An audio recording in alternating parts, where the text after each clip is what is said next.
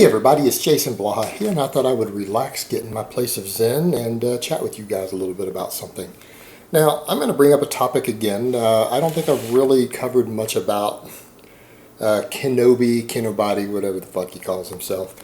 The Bruce Wayne of YouTube fitness. And his intermittent fasting, but I was reminded of it today when I saw on Brad Schoenfeld and Alan Aragon's social media an article being linked of a dude with Vice who trained with him. Of course, he called him the douchiest, I think, fitness YouTuber or something like that. But he went and trained with him for a little while and discussed his stuff a little bit. And again, the point was brought back up by Brad Schoenfeld that there's no evidence whatsoever that intermittent fasting is particularly useful for body composition or building a lean physique. It's just one tool that some people use in a toolbox. And the reality is, it actually has a lot of negatives to it. Intermittent fasting actually isn't for everyone. And it kind of got trendy again here due to Martin Berkhan, when Martin Berkhan with his lean gain stuff brought it back into the equation quite a few years back. What was it, 5 or 6 years ago now? But he also had some really interesting stuff. I enjoyed Martin's article about fuck-arounditis a lot more than his intermittent fasting stuff personally, but that's a whole nother topic. That's worth looking at, by the way, though, guys. Fuck-arounditis. But, yeah, Kinobody, or Kenobi, let's call him Kenobi, stole a lot of his material from Martin, and just repopularized it himself and rebranded it. But, you can't really patent ideas like that, so it's fair play to him. I'm not going to make a big deal about that because that has actually been noted in the laws that you can't patent a diet or a workout program, just FYI. So you can't copyright or patent something like that. But that being said, yeah, it's where he got a lot of his source material. And a lot of it became trendy again. But the thing is, there have been studies done on intermittent fasting. And I'm going to cover the bad, and then I'll cover what the potential good is of it. But people need to understand it's not for everyone because it has problems. First of all, there have definitely been studies. And again, Brad Schoenfeld, Dr. Gaines, as I like to call him, did actually do research himself, conducted actual research on fasted cardio, for example. And they found that in many cases, fasted cardio produce less fat gain than eating carbs before you do your cardio. Was actually determined that. They determined it was slightly less. In some cases, the people who did it fasting burned slightly less fat.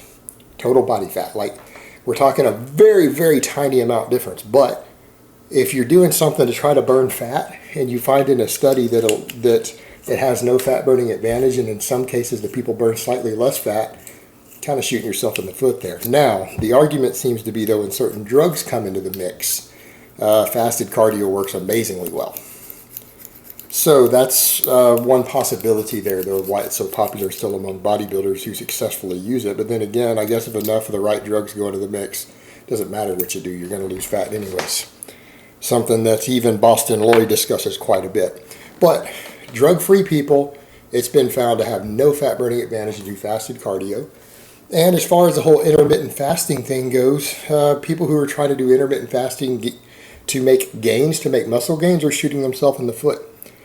The simple fact of the matter is, anyone who's seeking, how do we want to term this, the most possible muscle protein synthesis shouldn't be fasting at all.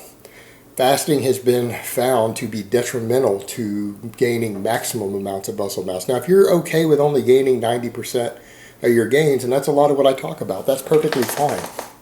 But, the problem we get into is people are doing it thinking that it's a useful tool for gaining muscle. It's not. It will actually inhibit muscle gains. You might gain 5 or 10% less muscle mass because you're doing intermittent fasting while doing the same training. And that's problematic, and it's because, again, protein feedings, you're going too long without getting extra protein into the body. And I know people will say, yeah, but even you have said it can take, in some cases, up to 48 to 72 hours to fully digest and assimilate a high-protein meal. That is true. But you're also talking about a tiny trickle of amino acids, meaning you have a little window of a few hours where you absorb most of any sort of protein you eat. And I don't care whether it's whey protein or a steak. Don't get hung up in the differences with these digestion rates on protein. Again, it's a more complicated issue than people want to make it out to be. But you absorb most of it, like 80 to 90% of it within a few hours. So yes, it can take a couple days to get the rest, but it's a little tiny trickle of amino acids. It's not going to be a large enough spike of infusion of amino acids into your bloodstream to elicit like an anabolic signal. And what we find is that, or at least the researchers have found who look into this, and when I say we, by the way, guys, I mean we, the human race. We own all of the scientific knowledge that's been released after peer review. We, the species, own that. That's ours. That's our cumulative knowledge as a race and a species, the human race. So, but what they have found is that you generally need as many as 3, some cases maybe even 4 feedings of protein a day to really maximize net total anabolic signaling in the body. So people who, and those need to be spread out to some extent, meaning if you get all 3 of those in a 6-hour window, you're probably going to have a 12-hour window every day to where you're just not getting that same anabolic signal. And therefore you are shortchanging your muscle growth over the course of a 24-hour period.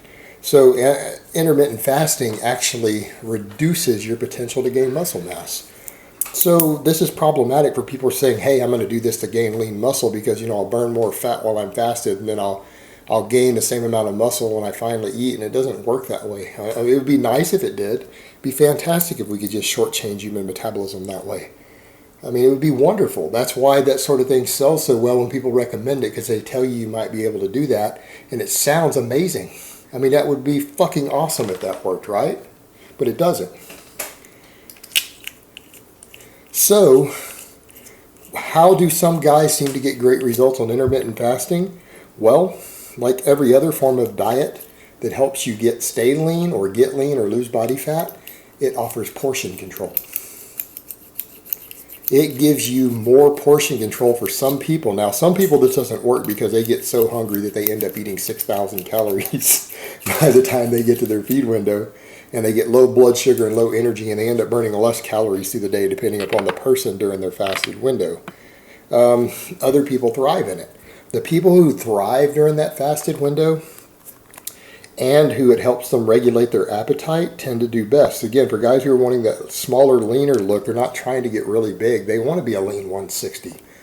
If you want to be a lean 160, you're not concerned with gaining, your maximum amount of muscle mass, and you're just wanting to stay leaner and you seem to thrive in a fasted state, intermittent fasting might be for you because it offers you portion control to help keep you down at 160 pounds even while you gain muscle. Or let's say you're a little chubby and you started at 190 and you want to get down to 160 lean and put on 10 pounds of muscle.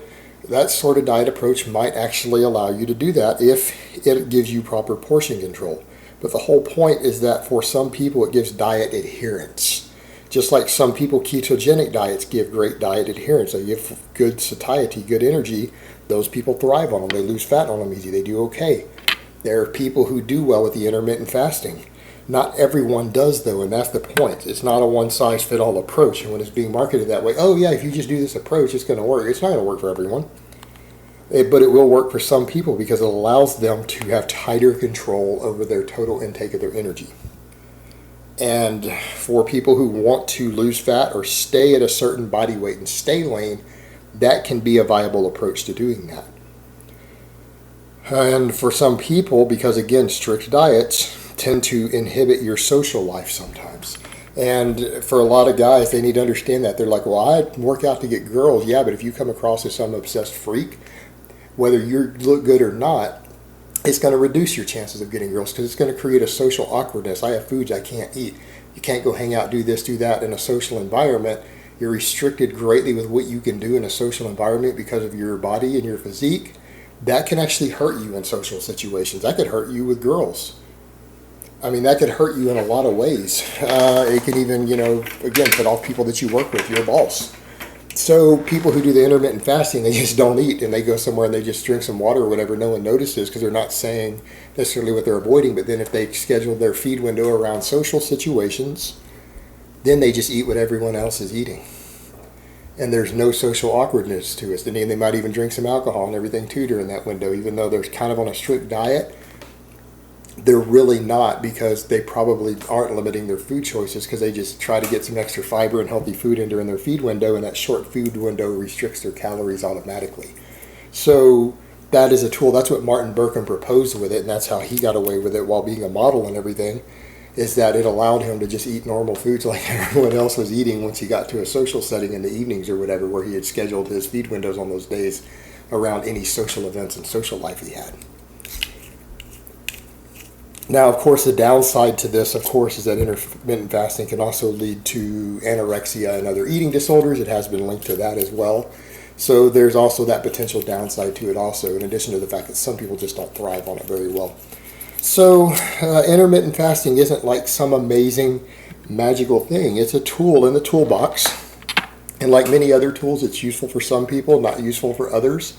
It has situations in which it is completely useless and detrimental, and other situations to where it might be an amazing tool. But it is not magical, and it's not like the magic key to developing like a lean physique or body like a lot of these guys want to promote it to be. It's just not true. The data doesn't back it. Even anecdote doesn't back it. It's not going to work for everyone. It does have its problems. So when you have guys like Kinobody trying to tell you it's the be-all, end-all, and I'm not sure if he really says that, but it does seem to be what he promotes. At least that's what he does, and promotes intermittent fasting. Just remember that the data and the anecdote out there doesn't support that it's particularly magical or special. It's just a useful tool for some people in the right environment, and it seems to be useful in his environment for him personally. All right, guys, but that's really all I have to say on that today. I hope it's been informative, and I will talk to you guys next time.